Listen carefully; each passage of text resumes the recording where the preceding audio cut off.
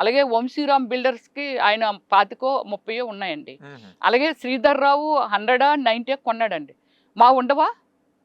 శ్రీధర్ రావు ఎవరు కొన్నాడు? కొన్నాడు కదా, ఎవరొకరు కొన్నాడుగా. మరి వాళ్ళు ఉన్నప్పుడు మా ఉండవా? కానీ ఇతను ఆల్మోస్ట్ 1 ఇయర్ పైనుంచో 2 ఇయర్స్ 1 ఇయర్ పైనుంచే ఎవరినైతే ఇతను కప్ చేసుకొని అంటే ఆక్రమించుకొని వచ్చేసాడో వాళ్ళకి అందులో వాళ్ళకి సైట్లే లేవు అని చెప్పి తిరిగేవాడు చాలా మంది దగ్గర. నా ఫ్రెండ్స్ చాలా మంది నాకు చెప్పారు.